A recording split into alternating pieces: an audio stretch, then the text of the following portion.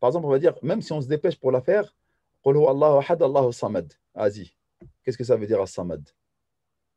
Ah, on peut la poser cette question-là.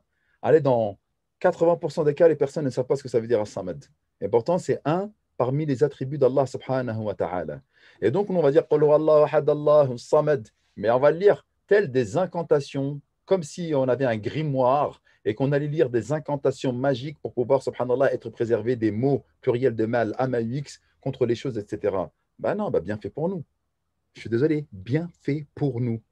Donc, si moi, j'arrive pas à me concentrer dans la prière, c'est pourquoi? C'est parce qu'en fait, j'ai fait de la prière un acte incantatoire.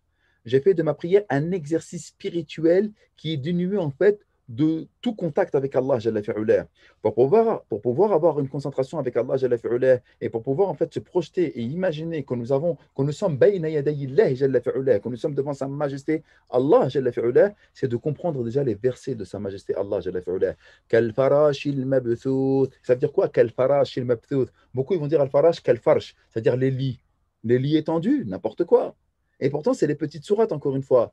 Donc, je ne suis pas en train de jeter la pierre ou incriminer les personnes qui sont en train de nous écouter. Absolument pas. On m'a posé une question, je réponds pour pouvoir, Bachallah, tabarakallah, essayer d'avoir une foi concrète et une concentration certaine et un lien donc avec Sa Majesté Allah au moment de la prière, eh bien, c'est déjà de comprendre ce que nous sommes en train de réciter et d'imaginer que la grandeur qui est en face de moi, l'entité suprême qui est en face de moi, Allah, Jalla fi'ula, et surtout de lui demander avec un cœur sincère.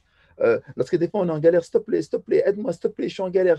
Mais de faire l'ilhah avec Allah, subhanahu wa ta'ala, de répéter justement ces invocations en lui demandant, Ya Allah, c'est toi qui donnes la santé, c'est toi qui détiens le temps, c'est toi le créateur de l'espace et du temps, toi qui es au dehors de l'espace et du temps. Déjà d'imaginer qu'Allah, il n'est pas dans un espace et qu'il n'est pas dans un temps, alors que nous, on peut même, notre cerveau, il n'arrive même pas à exprimer cette chose-là. Eh bien là, on donne de la grandeur, de la magnificence, on donne de l'importance, on rend grandiose la valeur de Sa Majesté Allah, Jalla fi'ula, bien qu'on n'arrivera jamais à le cerner. Mais déjà, ça nous permettra, masha'Allah, que lorsqu'on fera takbiratul ihram, Allahu Akbar.